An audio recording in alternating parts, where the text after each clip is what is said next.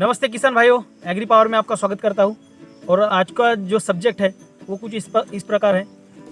जो संतरा या मौसम्बी का जो क्रॉप है, इसमें जो फल है वो फल गिरने की जो कुछ भी संभावनाएं हैं या फिर जो कोई भी कारण है, वो कारण आपको मैं यहाँ पे आज बताऊंगा और उस पर क्या उपाय योजना करना है वो भी मैं आपको यहाँ पे बताऊंगा। तो देखिए, पहले तो सबसे पहले इसका जो कारण रहता है, तो जब भी फूल खिलते हैं और उसमें अगर पॉलिनेशन कम होता है तो पॉलिनेशन कम होने की वजह से जो है वो फ्रूट्स जो है ड्रॉप होते रहते हैं। उसके बाद अगर सूरज की जो रोशनी है वो रोशनी अगर कम ज़्यादा रही, समझो कोई ऐसे दिन रहते हैं कि जिस दिन सब बादल घिरे हुए रहते हैं, 8 दिन 10 दिन तक बादल से सब घिरा हुआ रहता है। उसकी वजह से जो है सूरज की रोशनी मिलती नहीं है पेड़ को, उसके कारण भी फ्लावर जो है ड्रॉप होते रहते हैं, फ्रूट जो है ड्रॉप होते हैं, फल जो गिरते हैं पेड़ से उसकी संभावनाएं बढ़ती है।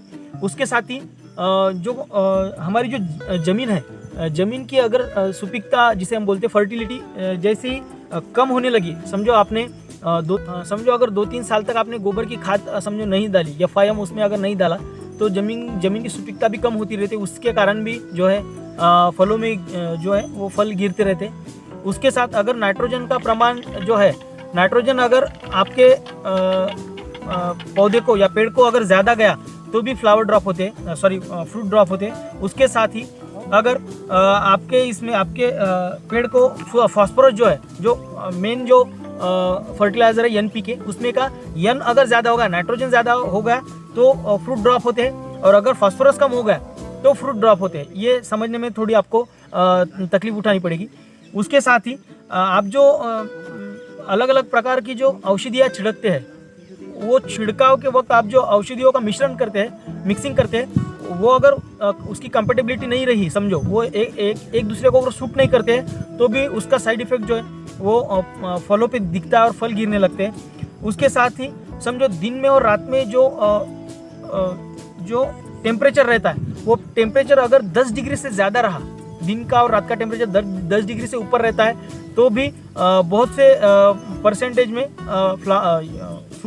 ये जो फल जो है वो गिरते हैं। उसके साथ ही जो माइक्रोन्यूट्रिएंट आपको मालूम है, कैल्शियम और बोरान, इनका बहुत बड़ा रोल इसमें रहता है, जिसकी वजह से जो है वो फ्रूट ड्रॉप होते रहते हैं। और उसके साथ ही अगर जो पानी रहता है, पानी अगर आपने ज़्यादा दे दिया या फिर कम हो गया, एक आध बार समझो कम हो गया देने में, तो भी फ्रूट ड्रॉप होते हैं। और हवा का हवा जो बहती है उसका स्पीड अगर समझो ज़्यादा रहा, तो भी जो फ्रूट है वो ड्रॉप होते रहते हैं। उसके साथ ही जो फूल रहते हैं, फूल खिलने के बाद अगर 50 घंटे के अंदर उनका समझो पॉलिनेशन नहीं हुआ, तो भी फ्रूट जो है ड्रॉप होते हैं। और आखिरी में जो है, एक तो फफूंदी और दूसरा जो है उसमें कीटों की वजह से या फिर फफूंदी की वजह से भी इसमें जो है फ्रूट जो है ड्रॉप होते रहते हैं। और इसके जो उपाय है, इसके उपाय मैं आपको बता देना चाहता हूँ। इससे पहले हमारा चैनल सब्सक्राइब करना ना भूलें, साथ ही बेल आइकन को टच करें, इसकी वजह से ज़्यादा से ज़्यादा आपको वीडियो हमारे देखने को मिलेंगे। तो देखिए दोस्तों, उसके लिए क्या करना है, मैं 5 या 6 यहाँ पर आपको उपाय बताऊंगा, उसमें सब आ जाएगा।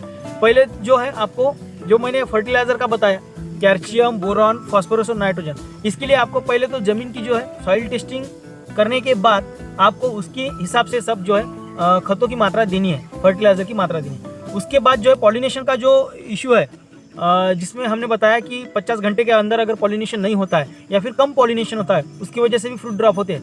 तो उसके लिए जो है आपको जो गुड़ मिलता है, जो हम खाते हैं, तो वो गुड़ 10 पेड़ छोड़ के एक पेड़ पे उसको समझो 250 ग्राम हमें लटका के देना है। उस पर थोड़ा पानी छिड़कना है। उसकी वजह से जो है मधुमक्खियाँ उस पर भिनभिनाएंगी और वो जो मधुमक्खियाँ है वो पॉलिनेशन का काम आसान कर देंगी। ये एक बहुत अहम मुद्दा इसमें रहता है। उसके साथ जो है अगर आपको फफूंदी दिखती है या कीट दिखती है, उसके हिसाब से जो है आपको फफूंदी नाशक या फिर कीटनाशक का छिड़काव करना ज़रूरी होता है। और ज़मीन की जो सुपिकता का जो मैंने पॉइंट बताया, फर्टिलिटी का जो मैंने पॉइंट बताया, उसके लिए आपको फार्म यार्ड मैन्योर जो है, जिसे हम गोबर का खाद बोलते हैं, उसका आपको ज़्यादा से ज़्यादा हर 2 साल बाद आपको उसका उपयोग आपकी खेती में करना है। तो ये तो हो गया दोस्तों सब क्या उस पर उपाय करना है और फलों के गिरने की वजह और उस पर क्या उपाय योजना करना है, ये मैंने आपको यहाँ पे बताया। अगर आपको वीडियो पसंद आया तो लाइक और शेयर करना ज़रूर लाइक और शेयर करना ना भूलें। धन्यवाद।